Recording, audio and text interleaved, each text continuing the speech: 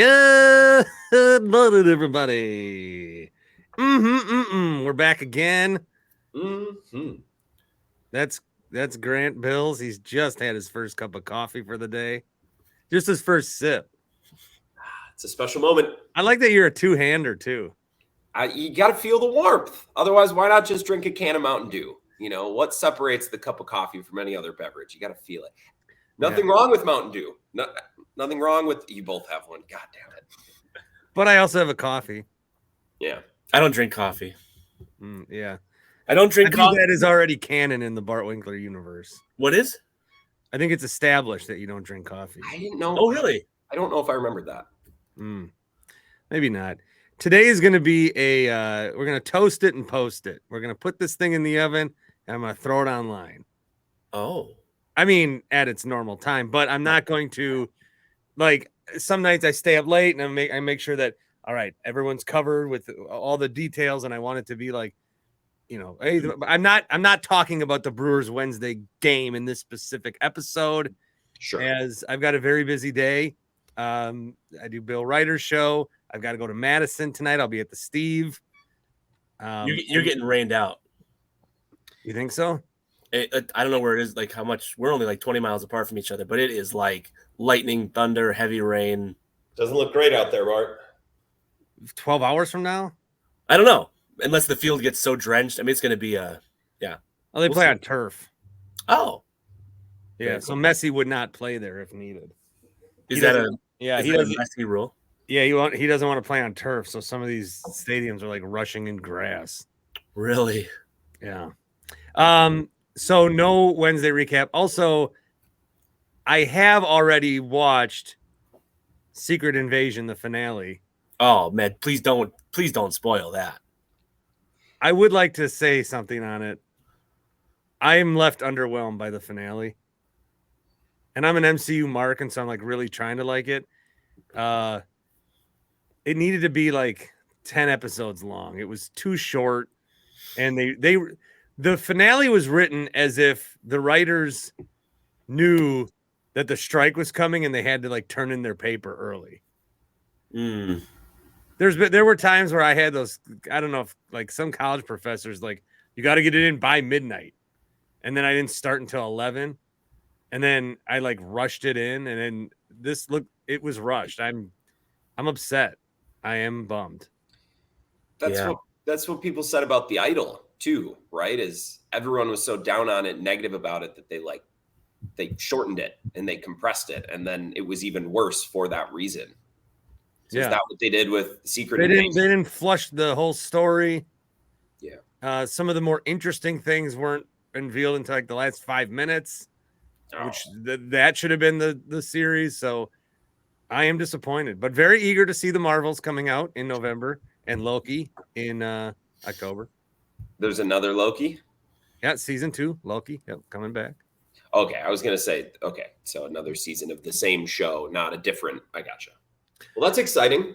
Yeah, I'm very excited, but I'm very bummed. Can you explain to me, would Secret Invasion have been better and more well-received if it came out 2 years ago? Like, it was unique and a cool thing in the Marvel universe. It's just coming at a time where people are so marveled out that they were just going to look down on it and be frustrated by it, regardless of how good it was. I don't know what's going on with Marvel. I think everybody like wants it, and then I don't know. I'm the show is fine. The show was good, and then it got rushed. I see. This whole Marvel backlash, like there's too much. They were just keeping up with the demand, and they have 1 million characters, and it's a giant world. It's like fine. Thor can't be in every fucking show. All right. Happy Place Hemp. Promo code is Bart. 25% off every single order that you get. Did you guys know they cut prices and then still allow the promo code? Yeah. They cut prices and allow the promo code. Yeah. I'm going to need to take a mango one today, the THC free ones, just to get a little focused up here. Got a long day. I don't know if I told you that got a long day. Going to try to carve out a nap maybe, but then I'm going to be worried that I won't wake up and it's going to be a whole thing, so I probably won't fall asleep. And then you're going to be sleepy at the Steve, and no one wants that. I can't be sleepy at the Steve. That's when I have to be the sharpest. Mm-hmm. And on this, and on Bill Ryder. I got to be sharp. I got to fake it till I make it. And I won't, the USA World Cup game on Wednesday, I won't have that reaction on my pod. Because I'm going to get home from the Steve and I'm going to pass out. Pass out. HappyPlaceHemp.com will help you get there as well. You either got to take a gummy to sleep or have world's longest day. And if you don't have world's longest day, promo code BART at 25% off. Grant and Paul, thank you guys for your services. What do you got for us, PI? Lots of good stuff. We'll see how much of it we can get in. 1 second. No, take your time. I love PI. That rules. Yeah. What's that? Yeah. PI? Your initials. You just call me Magnum. Yeah. Do people call you that? Naturally. Why? For what reason would they not? All right. So we're gonna start this one by fighting. Oh, Jesus. So get the dukes up. No, I want to have like a long form. I want to have someone I want to have this Josh Hader, William Contreras. I want to do this in a long form. I hope your listeners aren't sick of this topic because you bring it up with every single person you talk with. I'm sure it's going to come up with Wes Hodkiewicz for no particular reason. It came up with Kurt Hogue. Well, that makes a bit more sense because of who the guest is. But I want to find a way into the topic that hopefully expands upon your thought process and also has us have a good conversation about it. So let me start with this. I know you guys used to like when I would test my topics with a couple of buddies. I tested this one. They were not nearly as against you, Bart, as I hoped they would be. So that disappointed me, where our friendship is now on the rocks as a result. But the way that one of them said it, and I thought this made sense. You can hate the Hader trade, love the Contreras trade, and still not be contradicting yourself. So, or that you can hate the Hader trade, love the Contreras trade, and not be contradicting yourself. Or And if there's people that are like, why are they talking about this? Because now I see people like, oh, Brewers are first place, and everyone wants to relitigate the Hader trade. Where did this come from? You know where it came from? It came from Contreras having a good night, and then a bunch of people going, the Hader trade was great. It came from you. Same people complaining about it came. Also, I would also say it's relevant because with the trade deadline coming up, it was enough of a clubhouse disruption that Corbin Burns with Wade Miley forced Matt Arnold to ask, are you trading me? Does that happen? Like in Major League Baseball, in the NBA, it's a little bit more like open-ended, like, I want to be traded. But for former Cy Young, Corbin Burns, to assume, if I was Corbin Burns, I would have assumed that I am very much on the table no matter how well I'm performing. That is relevant as the trade deadline approaches. So I digress. Bart, it's not a contradiction. You can love the Contreras trade. You can hate it's simple logic. And this is the one I told to Kurt. It's like, if I am driving and get in a car crash and I am like bleeding and injured and I'm very hurt and I need any like help that I can, and I limp to the closest gas station and find help, and then while I'm there I'll play the lottery and I win. Does that mean the car crash was good? Does that? Yeah. If the outcome of something is good, does that mean the process? No, it's two different things. And I think what people are having a hard time is they want to justify the Hader trade, so they're saying like the Hader trade happened unless the Brewers targeted specifically Estuary Ruiz, thinking that they could flip him to the A's, but also from the Braves, like, unless they saw that coming, which they didn't. What happened was the Braves and the A's couldn't make out a deal. They call Arnold, and they're like, what can you do? And then he's like, fuck, I'll take Contreras if that's what it's going to take. You want this shitty outfielder my boss traded for? Two things, if I may. So first, let's play out your silly like gas station scenario. That would definitely make the car crash a good thing. No, Paul, you got in a car crash and you got hurt. It's a bad thing. Yeah, but it led to a positive outcome. Thus, but it was a bad crash. thing.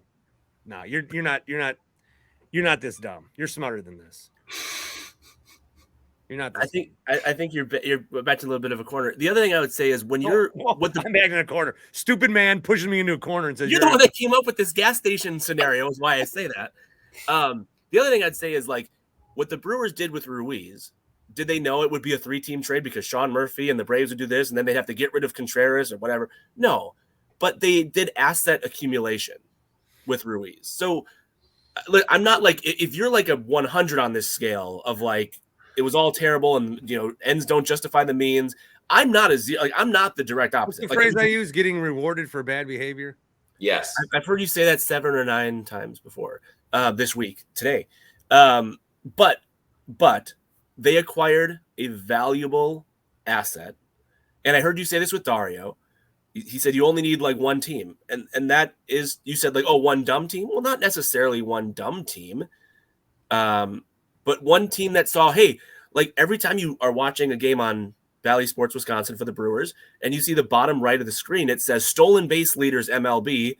And even though he's injured right now, it still says E. Ruiz, 43 in second place in the entire league. The A's obviously knew the kind of season they were going to have. They could get this guy who's going to steal 1 million bases. Like, they acquired an asset. I think you need to say like whether or not they knew, which they didn't, that it would become Contreras. They acquired an asset that would allow them to be players. Do people forget that Stern says we took on salary to help them out? Do people forget that Dinelson Lamet was here for a day before they cut him? And there was no intention, right, to use David Stern's words, right? Like there was no intention of keeping that player. That was to help the Padres. And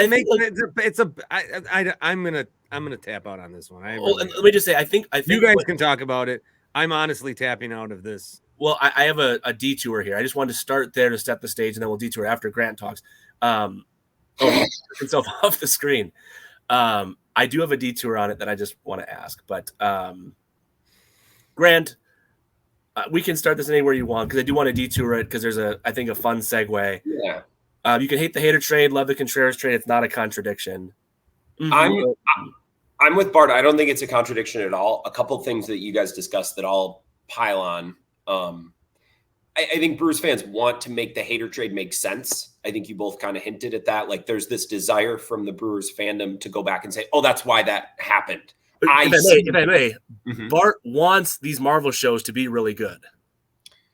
Sure. He'll try to talk his way into them being good. And that's why when he has to admit, I was kind of disappointed by the ending.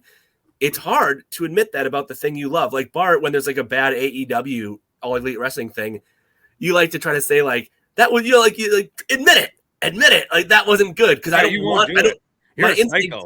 my instinct is not to be like that was bad, but I still say I could do it like John Moxley's not one of my top 10 dudes right now. He needs something new, and but I don't want that's not my instinct is to be like defend. I love AEW. Bart's like I love Marvel. Brewers fans are like I love the Brewers, so I'm going to defend the trade. Anyway, sorry, Grant, keep going. Well, I just think the Brewers fans want to make it make sense. And I will tell you, there is no making it make sense. Like, I hate to bring this. Actually, I don't hate to bring this up. I bring this up all the time. When I was at spring training and it was in late March, all the Brewers beat reporters who were there were still talking about the hater trade and how it made no goddamn sense. And every time I would bring it up, I'd be like, so you guys help clue me in here. There was no pressure from ownership. There was no pressure for anyone. This was David Stearns making the move that he thought was best. Yes, that's what it was. David Stearns genuinely thought this was a good trade in and of itself. There was no outside forces. There was no deeper bad magic or religion at work. So there's no justifying the hater trade. It was just a miss. It was a huge miss. And one more thing, the accumulating assets thing, I think maybe a bit of a reach. I think a little bit of a reach. We're making it sound, or you're making it sound like the Brewers are very smart because they bought some very highly valued property that we all knew was going to be in demand in a couple of months, and then they flipped it for a profit. I think what the Brewers did was they made a bad trade and they got some land next to the interstate. And all of a sudden, the Department of Transportation was like, hey, surprise, we want to expand to another lane. And the Brewers are like, shit. Like, wow, we lucked out with this crummy piece of property that we weren't going to be able to do anything else. Not a real surprise. Those fuckers are always expanding. I suppose. Yeah. But I guess they didn't acquire, like in the NBA, they didn't acquire 4 first-round picks to have them ready for when Damian Lillard wanted out. They got an extra outfielder that was never going to play for them. And it happened to fit a trade that the Braves happened to be trading their good catcher away because they wanted to get a great catcher. Like that. See, yeah. Let me give you some pushback just because you brought up like the Damian Lillard example. The Knicks last year wanted Donovan Mitchell. They wanted Donovan Mitchell, but there was a limit to which they were going to go. So they essentially got outbid with draft picks by the Cavs. Yeah. The Knicks did that not because they didn't love Donovan Mitchell, but because they had their eyes set elsewhere. If you listen to the punditry, that prize is Joel Embiid. They are hoping that the Sixers totally shit the bed and that Embiid asks out and that they then have all the stuff. So it is about asset accumulation. Like if you're a general manager, if you're a president of team operations, like you're not always drafting the player or acquiring the pick because you want to draft the player or use the pick. You're doing it because you can throw it into a bunch of stuff. Like, you know what I mean? So I got to push back a little bit on the idea that you're not acquiring assets for acquiring. Did they like Ruiz? Probably not. They had way too many outfielders the way it was. They probably had very little intention of ever playing Esteury Ruiz in the Brewers outfield. But it's still asset accumulation. No? Well, to tie in a little bit of an NBA, I don't want to make this an NBA conversation, but like the Brewers traded away Josh Hader as if Josh Hader was an NBA star who demanded a trade and they needed to trade him. And they didn't need to. Like Esteury Ruiz was fine, I guess. And they were luckily able to flip him for something else, but they could have just held on to him. They could have just held on to him and got probably a very similar return in the offseason. And I think that's part of the people used to be mad. They used to be mad like, you're trading him to a team we're contending with. Nobody says that anymore. It's like we just forgot that. Padres suck. The Mets. Yeah, they really do. I'll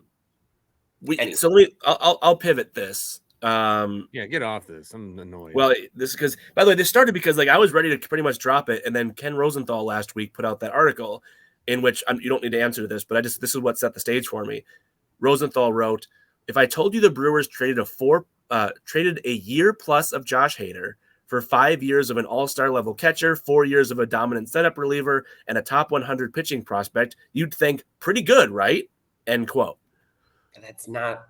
I understand what Kurt is saying, but that's not what happened. They traded away Josh Hader, stuck a massive wrench in the wheel of their season, pissed off all of their fans, betrayed the trust of a bunch of their players, and they're going to be living that down forever. And it worked out okay getting Contreras because the Braves happened to be in the business that the Brewers needed them to be in to get a catcher in the future. I understand. I do. So here's my pivot topic, because this was all intended as setup here. This is me asking you guys this. This is no longer Ken Rosenthal or anything else. But I want you to just let this soak in for a moment. Anything you say, Magnum. Ledge. Can I go back to Ledge?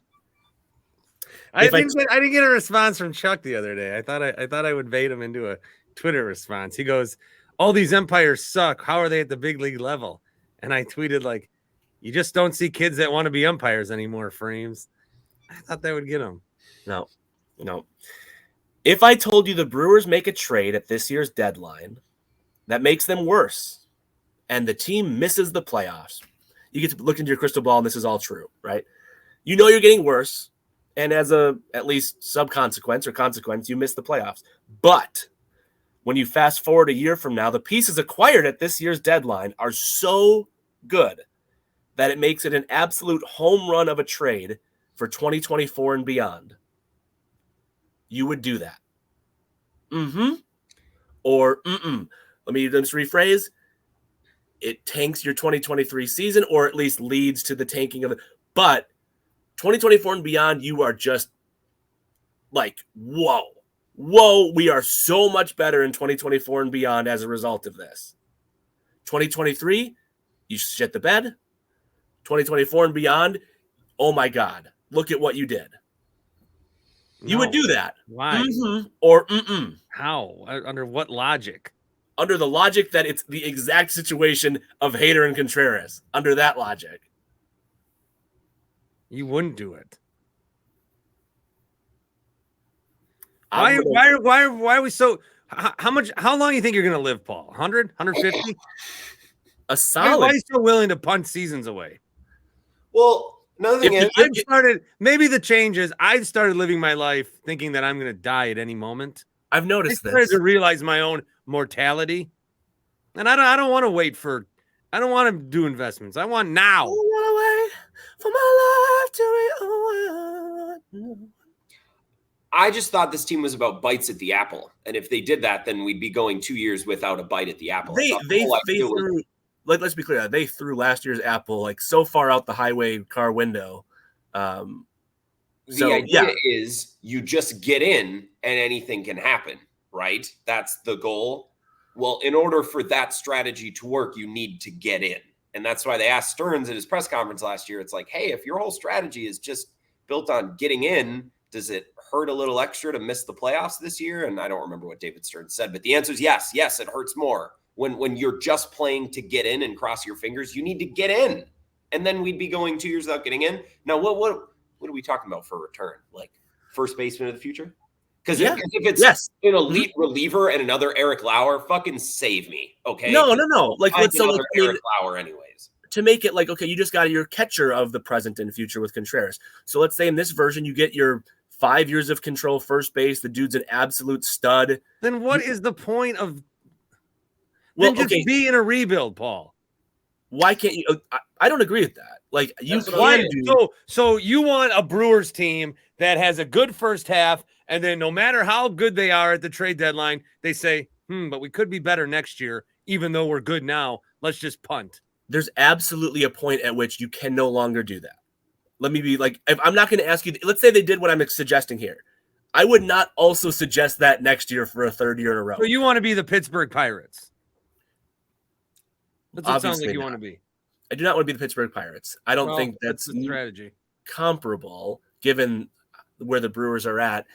The only thing is, so Bart, this is why I'm confused with your take in particular. You, unless you've changed your approach, which is fine if you have, you're the World Series or bust guy. Like I want to see a World Series in my lifetime, right? Like that has been for the past 5 years or so for sure. Like your calling card. Do you think there's more than a 1% chance the Brewers win the World Series this year? If you don't, then you shouldn't care what they do this season and missing the playoffs or making the playoffs if they're just going to bow out, right? So I don't get it. So I guess I'm confused. You're on the path. We probably don't think they're going to win the World Series this year. So, but it's still an outcome that's possible. They're learning how to win. These young kids, the freshmen, are learning how to win. You have to teach good habits. What do you say about Philly? They lost for so many years. The stench of losing it covers that organization and all the young guys who've come through it. So so why do we have Corbin Burns? Why do we have Willie Adames? Why don't we trade him? They could get their first baseman of the future next year. Corbin Burns isn't going to be here. That's why the strategy sucks. But Corbin Burns won't be here. But Corbin Burns won't be here in 2025. If you want to have this strategy, these need to be off-season moves. I'm okay with that. To continue to do this in the middle of the season is moronic and flat out insane. I agree with you. Much, much better in the offseason. I think the challenge with this topic is it's like you can say, like, well, in a vacuum. Let me be very clear. If I was Matt Arnold. The problem with the topic is they did something stupid and you want them to do it again. Problem. They are better in 2023 and beyond drastically because of the consequence, even if it's a bad behavior consequence. Having William Contreras sets them up to be a much, much, much, much, much better team. But you have a big unknown. Like what could have happened in 22 if they had made a trade to bring in talent? 100%. Now, the thing well out of the break, really well last year. Was last year the year that the gods allowed them to win the World Series, but then they traded a guy and didn't get anybody at major league value in return? We'll never know. We'll never know. Did they ruin their vibe? Did Did they cost themselves a World Series then? It's like Maybe. we fell asleep and then got the "you up" text an hour later, and we woke up the next morning and we had missed it, and we never know when we could have maybe. We never know. We'll never know. Yes, it would be insane for the Brewers to repeat. So in a vacuum, I think I would do what I'm suggesting. If last year was wiped clean, like I'm okay with, there's a level to which I think you can upgrade your future. It can't be like nominal. It has to be like, whoa. I'm not like, yeah, for a marginal upgrade, absolutely. Let's tank the season. For a massive upgrade, but you can't. I mean, this is all in theory, right? Because after what happened last year, the other thing I want to say too is there's two things I think that failed the situation a year ago. One, and David Stearns admitted this, he failed in acquiring a bat also. Like I think I told this story on this podcast previously, but like there was a point during last year's Dynasty Fantasy Football League where like I'm trying to get to an end point, but I'm not going to do trade 1 until I know that trades 2 and 3 are locked in. Right? So like the mistake wasn't necessarily trading Hader. It was trading Hader and then not knowing for sure. That's where the proof is. Totally. The proof is in that Dynasty League we're in. Because you're needle dicking your way, trying to build, all you want is draft picks and prospects, and you're trying to build a winner in like 2028. And so are half of your friends. They're trying to be like, let's win in the future. And then I'm looking around and being like, Jesus Christ, everybody's like, does anybody want to win this fucking year? So someone goes, hey, I'll give you Travis Kelce for a first-round pick. And I go, yeah, okay. And look who won the fucking league. Me. Your dynasty team, though, to use the parallel, was much better positioned than the Brewers are in Major League Baseball to achieve that goal. Because in the draft, which was 1 or 2 years ago, I drafted guys that were going to be good in the first 4 years. You guys were all drafting like Zach Evans and Zach Charbonnet and Zach Zackersons and these people that all fucking might fucking some fucking day. I didn't have enough money for Zach Zackerson. I was already out by that point. So anyway, I'd say long story long. Who would you rather have in a fantasy draft? If we started a dynasty draft right now, would you rather take Bryce Young or Patrick Mahomes? Mahomes. How about Mahomes or Lawrence? Mahomes. Wow, then that is against your whole strategy. This is about the tiers thing, though. Like, there's the Mahomes tier, and then there's... You know what it's like talking to you? It's like talking to a fucking tornado. It's like I get one thing, and then it's like, woo, where am I? You can't just apply a singular logic across everything and say, well... That's what you're doing with the whole Brewer thing. How do you... tell me Why more. are we getting higher like this? Because that's how the human conversation works. I'm right. No, you're not right. Move on. Can you fucking move on to something else? I have limited time here. Grant, do you have anything else to say? No, not really. No. I'm going to end up doing Bill Ryder's show today, opening with the fucking Hader trade somehow. It's interesting. It is. It's very interesting. Oh, the last point. Interesting. The last point I'm going to make, other than the fact that not acquiring the bat at the same time as the Hader trade was a big problem. Oh. Well, I was just going to say, as a historian on this topic, the quote from Stearns' press conference was, "We did not adequately fortify the roster in Josh's absence," was the specific wording that he used. Which is an awesome way to phrase. That's a direct quote. You can go listen to the press conference. The other thing, though, and this, to me, we're all like communications majors, right? Journalism majors, but like the problem was the failure to communicate the news to the clubhouse in a good way. They could have absolutely been just fine post-Hader trade if they had properly massaged the message. I'm going to get a lot of complaints about this episode. That's fine. I don't give a shit. Like that, I want to put. Why are you still talking about this? I want to put it because there needs to be a definitive point. I have things to say that are important for this conversation. That's right. My whole Hader thing has really not. You haven't had your chance at it. I've not had my chance. This is my chance, and I think these like there would. Okay, so just real quick, do you agree that you think if they just could have gotten into the clubhouse and not let this spiral out of control, you're saying there's nothing that anyone could have said prior to, like in a proactive way, before the clubhouse morale took a huge dip. Impossible. No, impossible. The players would have. Then you give the players a chance to be like, "Why the fuck are you doing this?" And I would say, well, you guys realize that Josh Hader has a 14 ERA over the past month and a half. So they'd say we've seen him work through things like this before. He's our guy. This is our version of coming in. Let me just play this out. Let's. All right. We'll be Brewers athletes in the locker room. And I'm going to be Devin Williams. You can be who? I'm Devin. I got to be like Stearns here, obviously. You're Stearns. You're pulling in Devin Williams. And who do you want to be, Grant? I'll be Brandon Woodruff. Okay. All right. So by the way, you have not make your pitch, Stearns. Time out. You've not heard the news yet, because the problem, let me be clear, is that I would let me just squeeze this in. I would compel people to watch this exchange play out on the Dan Schani YouTube stream, danschani.com, for all of your home and business and work insurance and car insurance needs. He has allowed us to get the tools to bring you streaming after streaming, and this HD camera that I have, okay, and this new studio that I have. We haven't commented on. It's the old Odyssey studio, but either way.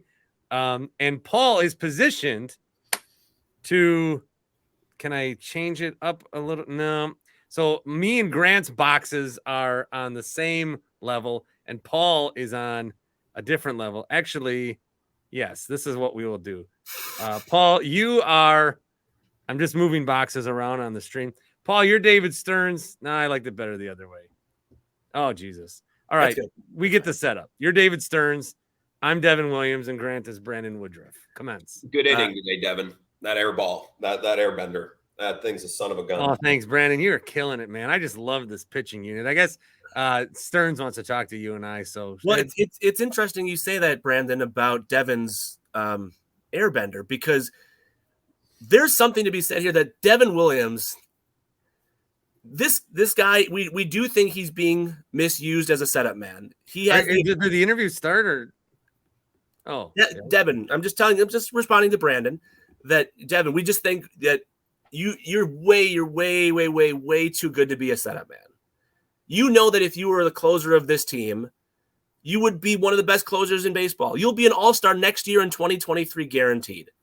Guaranteed. Very nice of you to say. That's very nice of you to say. I feel like I've really been honing my craft, and right now I'm just happy to be part of this bullpen and getting things set up for my dear friend Josh. Thank you. So is Josh willing to pitch multiple innings again? Is he going to go back to 6th, 7th, 8th? I mean, that'd be great. And that's something I'd love to talk to you about, because are you making Josh a starter? What's this about anyway? Well, no, I'll get to the point, but I want to mention what you said about Josh. We really did want him to be a multi-inning guy, like to pitch 2 or 3 innings in the middle of a game. That's where he has the most value. We've had some conversations with his agent, and that just, he really just insists on being a 1 inning only guy. He has been, guys, he has been a great Brewer up until today. But in order to maximize what we know that this team can accomplish now and in the future, for Devin to become the player that he needs to be the all-star closer that we know that he is, we are able to acquire future talent, guys that know they will not impact our roster this year. For the most part, we're going to add a relief pitcher, but no one at Josh's level. But what we think this is the opportunity to elevate Devin into the closer role, to let our team blossom now and in the future as a result of that for Devin. We have traded Josh Hader to the Padres. We're going to communicate this message to the rest of the clubhouse, but I want to emphasize that our team is going to add talent into the younger parts of the organization while elevating Devin Williams into the closer role. Like this is awful, Paul. Come on, that was pretty good. First of all, you've already traded him. Yeah, I had to tell you eventually. Before this meeting, you've already so now I'm taking I don't feel like I was involved at all as Devin Williams. Also, you've made it feel like it's my fault that he got traded. Devin, there's one thing, Devin, real quick. I'm David. I forgot to tell you. This will drastically increase your future earnings potential. Drastically. Look, Set up, that kind of stuff comes as it comes. I just want to be a part of a winner. Devin, so here's a spreadsheet I can show you of relievers. I'm a fucking baseball player. I just want to. You're gonna nerd coming down from the fucking 4th floor to show me a goddamn spreadsheet because my best friend just got traded. Your best friend just got traded. As a result, your career. You mean to tell me I got to go home and tell my wife? Is he married? No, my wife texted me. Did I take her keys? We're really flipping in and out of character. I mean, I just have one question, David. What the fuck? Future assets. You're not going to resign. I'm not here long term. Now, to be clear, I'm probably stepping aside after this season, and I'm probably just tanking this whole thing just so I can get out more easily and bring in Matt Arnold. Wait, did I overshare, Brandon? You are just a nervous creature in front of two very, very demonstrative professional athletes right now. You were just rambling. Yeah, Paul, that was awful. I felt pretty good about it. That makes it written into an email. You're standing in front of us we're in our locker and you're talking to us like we're not human. By the way, there's still an hour left before the trade deadline. I'm going to try to get a bat. Okay. Yeah. You try to get a bat. I'm sure you'll make some calls, David. All right. Let's change the subject. Yeah. You're going to do what you did last year and get John Curtis. Where the fuck is that guy? There's 2 S's. 2 S's at the end. Yeah. Call Detroit, David. See what they got in their bullpen. I'm sure that'll work out again. Ready to move on? I think. Yeah. There's panic at my house. I wish I could help. Oh, your wife can't find her keys? Yeah. Doesn't she work from home? Well, she got to take kid to daycare. And it's probably pouring rain. What is up with you in this rain? There was no rain when I got in. It's like the one day a year we're supposed to get rain. Paul is all over it. Well, it was like dark sky, like pure dark sky. It was like too, I guess. All right. So the next topic is related to Devin Williams, Josh Hader, and William Contreras. Just kidding. You guys want to do NBA or Packers? Packers. I would agree. Rob Domowski quoted this, your buddy. I know you didn't see this, Bart. Grant, you might have been able to. That's good. But it's a Mark Murphy quote from shareholders meeting, where he said, this is Mark Murphy quote, "I'm comparing it a little bit to Aaron's first year as a starter. Yeah, I'd say at least half a season to know," end quote. Packers fans will allow the grace of 8 to 9 games.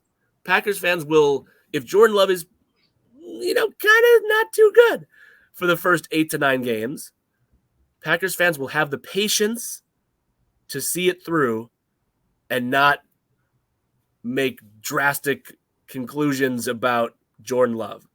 Packers fans will give Jordan Love the 8 to 9 games of grace that it sounds like the team believes Jordan Love will need.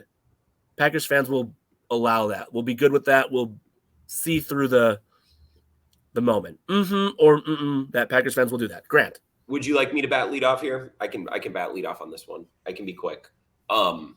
She found the keys. I think, thank goodness.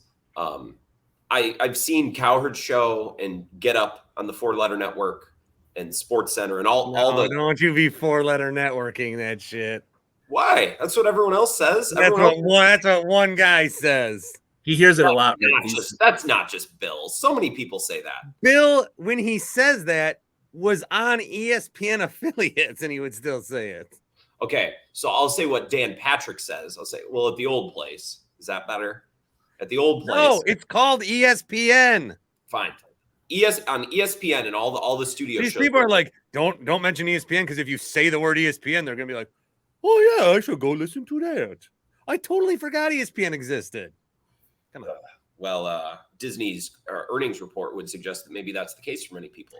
Too many Marvel shows. Too many Marvel shows. Too much they spend too much on too much woke programming.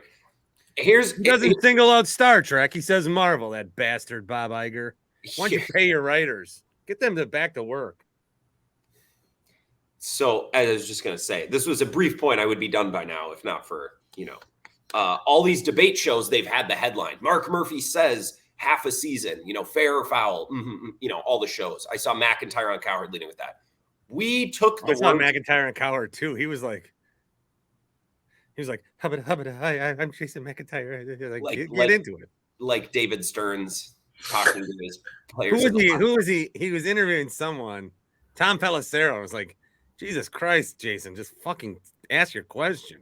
So all of those shows took Mark Murphy's comment and turned it into a topic. Like, where'd Christine Leahy go anyway? I don't know. She's like, I'm going to do my own show where I interview people in their house. And then she fucking vanished. I think the show didn't last very long. Grant. I just don't think Mark Murphy thought that hard about what he said. And everyone's treating it as this proclamation from, because Mark talks to the audience he's in front of.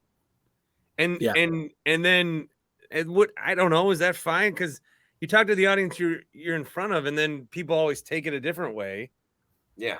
We're taking this statement from the organization that the Packers have decided behind closed doors that Jordan Love has a half meeting. And I think Mark Murphy was just at the podium like, oh, how long? Oh, shit, half the season. I don't know. Yeah, exactly. Or look at our new video board. This is not that serious, and everyone's taking it as something very serious. Well, so Grant, I do agree with you. That's why the approach I want to take is more of the like, let's just say it takes a little while for. Do Packers fans have the patience? Now, keep in mind, we are a social media, very reactive. There's 7 post-game Packers shows and podcasts. And like, if it's game 3 and Jordan Love just had 2 bad games and 1 okay game, and the Packers are 1-2 or 0-3, is it going to be like, oh, we made that the biggest mistake? I can't look at Aaron's over there in New York and blah, blah, blah, blah, blah. Like, I'm just kind of questioning, I think, the patience level of a fan in this era to be able to see through a mediocre opening stretch, if that even happens. Do they have the patience? A lot of Packers fans say that they do. I'm interested to see how that actually plays out. And see, I have the patience to see through to the following Brewers season. I don't need instant gratification. I have patience. All right, sorry. That's because you view these teams as topics. You view them as your spreadsheets. But this is real life to Bart and myself, and we're Packers owners as well. This is our life. When I said we're human beings in that role play, Paul shrugged. Yeah, he was like, "I guess you are." And commodities. Anyway, data. Is all people are data to you? Do you just look at me and see a bunch of 1s and 0s? Come on, man. I see a lot more 0s than 1s, but sure. Jesus Christ.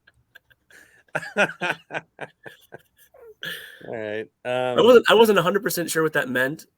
It hurt. I thought it was pretty good. I'll say by the way. I think so they don't have the patience? No. I think Packer fans are.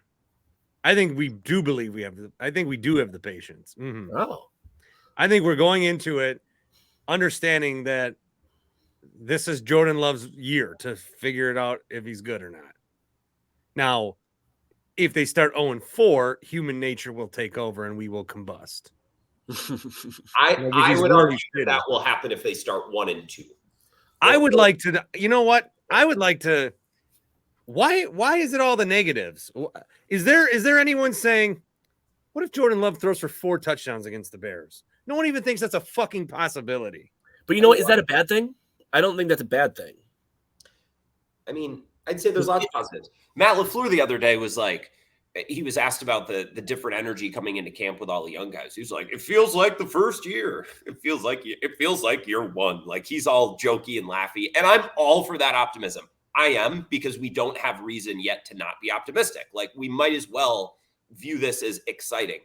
I'm just saying, let's not get cute. Mark Murphy and Matt LaFleur saying, oh, it's fun. There's the unknown, and we're excited to try something else. It's like Aaron Rodgers kept a lot of people employed for a long time. Okay. And I was fine being done with the Rodgers. People say that. It's true. I know, but I just hate it. It's true. And I, like a lot of people, like I think LaFleur and Murphy, willing to be done with what we were doing for the last 10 years because it wasn't working. You've said, get off the ride. I was fine getting off the ride. I'm also aware of what the ride was.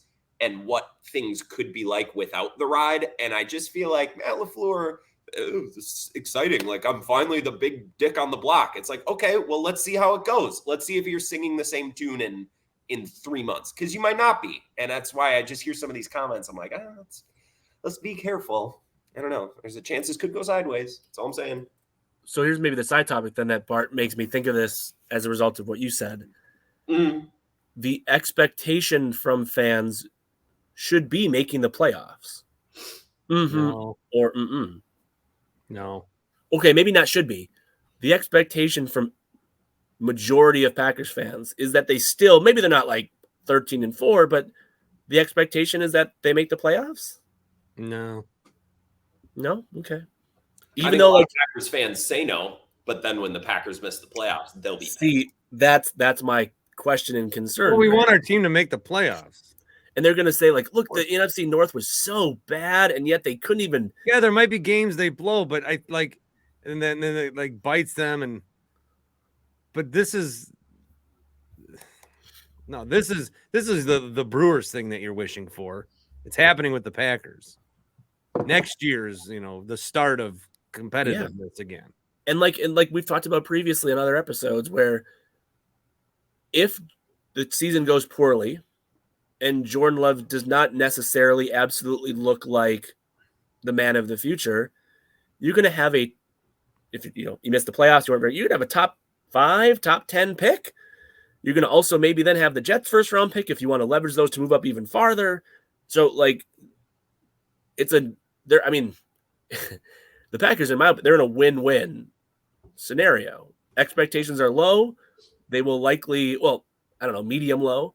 But like, wasn't it Dario who said in your podcast, Bart, that there was a study that came out and it said if you put quarterback aside, the Packers have the 4th most talented roster in the NFL? Sure, but you can't do that. So I think he was looking at that upside down. I don't know what he was.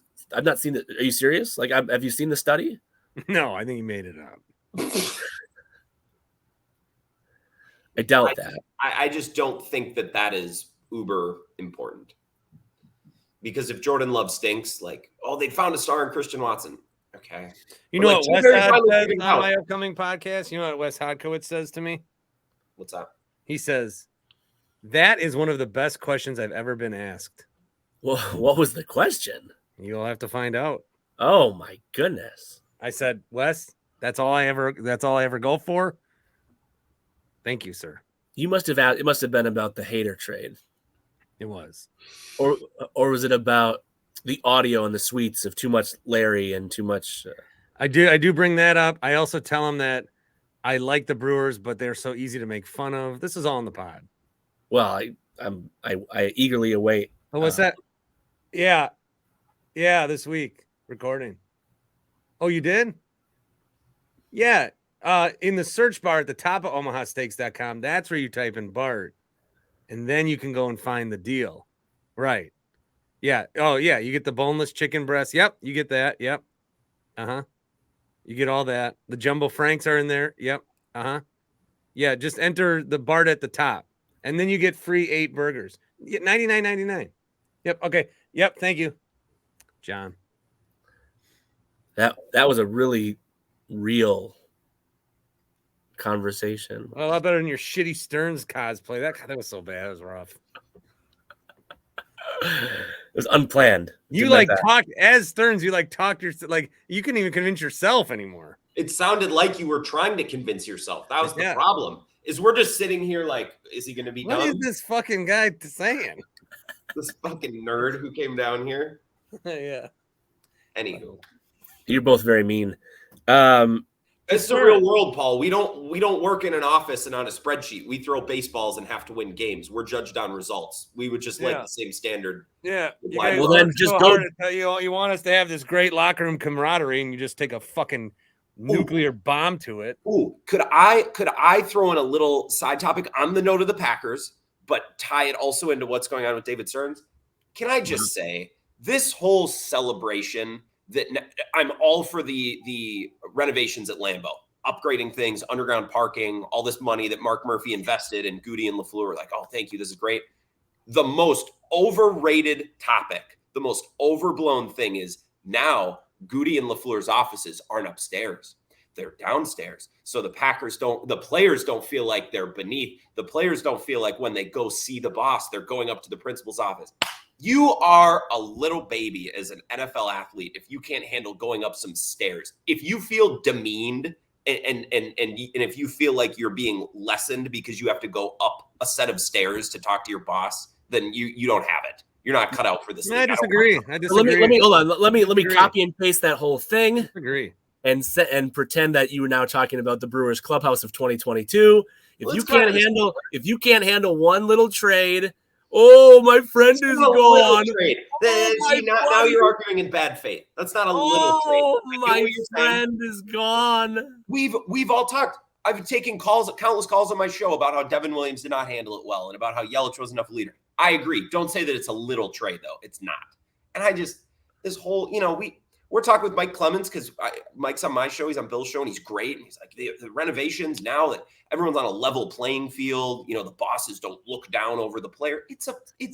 So I'll put aside the character that I'm apparently leaning into here, and I'll just say that topic, the one of like the Packers offices and everything, is like beat reporter, catnip. It doesn't matter at all. But when you're doing day-to-day coverage, yes, it's like, oh, something that's not like who performed well in the training camp and something that's not about Aaron. Like, it's a beat reporter topic that I don't think anyone gives a fuck about. Then talk about the underground parking. Talk about another part of it. This is the Green Bay Packers we're talking about. Everyone cares about all that shit. No, see, listen, Clemens, I would have done the same thing if I was on Bill's show. I would have said, like, so Bill, something cool that happened this year is that they moved their offices, and I've talked to a couple players, and here's why they think that that's a big deal. If there's a fan who cares about that, I am a fan. I care. Why? That this is so. You would want like your favorite publications beat reporters spending their day like writing about the office location of the coach and the GM. This is such a hangover. I would have written about it, and I would have done so knowing that it was dog shit. I would have still written about it knowing that it was dumb. But go ahead, I'm curious. It's a behind the scenes look at the team that we don't get a lot of access into. It's a good look, but the implications of how the players feel better about it is, I think that's what Grant is saying. I'm someone that I hate being bossed out of fear. I relate. You just don't like doing air checks. I don't. You can't go up a set of stairs, or are we? It's not about that. It's about no. It's not. It's the man in the high castle, man. That's not. Oh my god, it's just dumb. People always say like you up in your ivory tower. They never say like you across the street in your ivory house. Office. I don't know. It's just so. I think it's overblown, and I think it's. I didn't even know about it till you guys brought it up. Hey, the Packers have been doing business a certain way for a long time.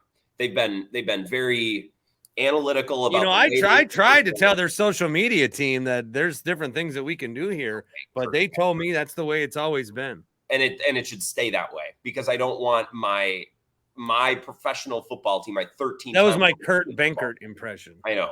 I don't want them making dumb TikToks. They're an NFL team. It should be a boring account. That's another thing that we could talk about. But I'm hijacking Paul's. You want boring social media? David Bakhtiari does not agree with you, do they? But I know Bart and David are like in lockstep on most things. All right. I think I can do. You got to go. Well, and Lee can squeeze in a little turd here. What do you got? A little dessert. I didn't know if I was going to say this mockingly or how I was going to bring this up, but your guy over at Pro Football Talk, you were talking about the running back thing the other day, Bart, on the national show. And I don't know if you saw what Florio suggested. The best solution to the running back problem, a league-wide fund that pays each of them for performance. The best way to get it, tell the league now that none of them will participate in the 2024 offseason program and mean it. So Florio has the worst ideas for things. He always takes things too far. Like he's tinfoil hat, conspiracy theory guy, wild idea that will never happen guy. I actually like Florio, but then he he like tries to put the rubber to the road and it always sucks. And Dan Katz, because I used to listen to a lot of Part of My Take, he said this a couple summers ago. He's like, we love Florio, but this time of the summer, he starts to go a little crazy and he just has dumb ideas and bad takes. This is one of them. I saw there was something on Monday or Tuesday after Saquon Barkley signed his deal, and it was Josh Jacobs like, so Saquon, we really doing this? And Saquon on the other line saying, nope. Just as soon as Saquon Barkley got a deal that would have been better, marginally better. Not even. It's the same deal. No, because he got the signing bonus, he got some of the guarantees, he got some incentives, he got more. But it was and now he can just be franchise tag next year if the Giants want that. Yeah, but so anyway, there's these guys, especially running backs, have such short careers. Like to sacrifice that in the name of like the future of running backs is really hard. And I'm not, begrudging Saquon Barkley for doing that. But guys, thank you. I have to connect with the overlords at CBS Sports Radio. Have a great Bill Ryder's show on Thursday, and also Zach Gelb's on Friday, and my show on Sunday. And I'll be at the Steve again on Saturday. If only you could find employment. I'm unemployed in my basement. Thank you, guys. Thank you.